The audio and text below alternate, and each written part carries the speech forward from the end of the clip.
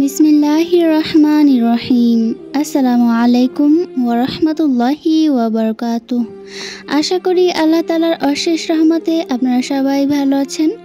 আমিও ভালো আছি আলহামদুলিল্লাহ। নবী করিম সাল্লাল্লাহু আলাইহি ওয়াসাল্লামের যে কজন সাহাবী ইসলামের খিদমতে জীবন উৎসর্গ করেছিলেন, তার ভিতর হযরত আলী রাদিয়াল্লাহু তাআলা আনহু ছিলেন অন্যতম। নবী করিম সাল্লাল্লাহু আলাইহি ওয়াসাল্লামের ইন্তেকালের পর খোলাফায়ে রাশিদিন প্রতিষ্ঠিত হলে তিনি চতুর্থ খলিফা হিসেবে খেলাফতের দায়িত্ব পালন করেন।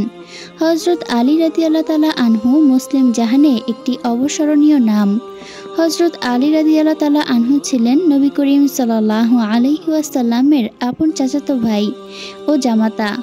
তার পিতার নাম ছিল আবু তালিব, মাতার নাম ছিল ফাতিমা বিনতে আসাদ ইবনে হাশিম। হযরত আলী রাদিয়াল্লাহু তাআলা আনহুর ডাকনাম ছিল আবু তুরাব। তিনি 600 খ্রিস্টাব্দের রজবের 23 তারিখ মক্কায় জন্মগ্রহণ করেন। মক্কায় প্রচণ্ড অভাব অনটন দেখা দিলে নবী করিম সাল্লাল্লাহু আলাইহি ওয়াসাল্লাম তার চাচার আর্থিক দৈন্যতা দেখে হযরত আলী রাদিয়াল্লাহু তাআলা আনহুকে তার পরিবারে নিয়ে আসেন। হযরত আলী রাদিয়াল্লাহু তাআলা আনহু নবী করিম সাল্লাল্লাহু আলাইহি ওয়াসাল্লামের আশ্রয়ে বড় হতে থাকেন। ইসলামের সূচনাকাল থেকেই হযরত আলী রাদিয়াল্লাহু তাআলা আনহু ছিলেন নবী করিম সাল্লাল্লাহু আলাইহি ওয়াসাল্লামের প্রিয় পাত্র। ইসলামের প্রতিটি কাজে তার অংশগ্রহণ থাকত অনিবার্য। রাসূলুল্লাহ সাল্লাল্লাহু আলাইহি ওয়াসাল্লামের প্রতিটি কাজের প্রতি তার ছিল অগাধ বিশ্বাস। মনে প্রাণেই তিনি নবী করিম সাল্লাল্লাহু আলাইহি ওয়াসাল্লামের কর্মকাণ্ডকে বিশ্বাস করতেন এবং মানতেন। নবী করিম সাল্লাল্লাহু আলাইহি ওয়াসাল্লাম নবুয়ত প্রাপ্ত হলে মাত্র 9 অথবা 10 বছর বয়সে বালক আলী রাদিয়াল্লাহু তাআলা আনহু পুরুষদের মধ্যে সর্বপ্রথম ইসলাম গ্রহণ করেন। 15 বছর বয়সে তিনি এক সমাবেশে নবী করিম সাল্লাল্লাহু আলাইহি ওয়াসাল্লামের উত্তরাধিকারী নিযুক্ত হন। এই সমাবেশে নবী করিম সাল্লাল্লাহু আলাইহি ওয়াসাল্লামের বংশীয় প্রায় 40 জন প্রতিনিধি উপস্থিত ছিলেন।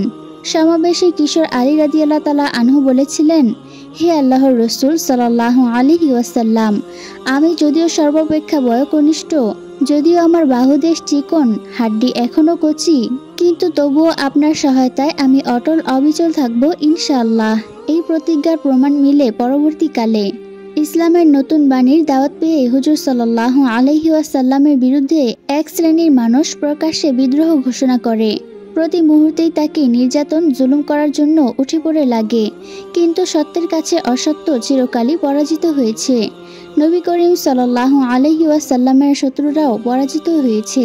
হুজুর সাল্লাল্লাহু আলাইহি ওয়াসাল্লামের ত্যাগ এবং তার সঙ্গী সাথীদের সহযোগিতায় একদিন ইসলামের মশাল অন্ধকার আরবে প্রজ্বলিত হয়, আর হযরত আলী রাদিয়াল্লাহু তাআলা আনহু ছিলেন এই মশাল বয়ে নেওয়ার অক্লান্ত সৈনিক।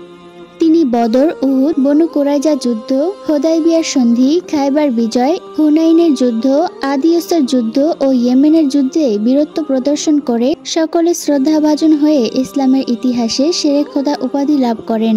হযরত উসমান রাদিয়াল্লাহু তাআলা আনহুর সময় খেলাফতে প্রবল বিদ্রোহ দেখা দিলে হযরত আলী রাদিয়াল্লাহু তাআলা আনহু গুরুত্বপূর্ণ দায়িত্ব পালন করেন।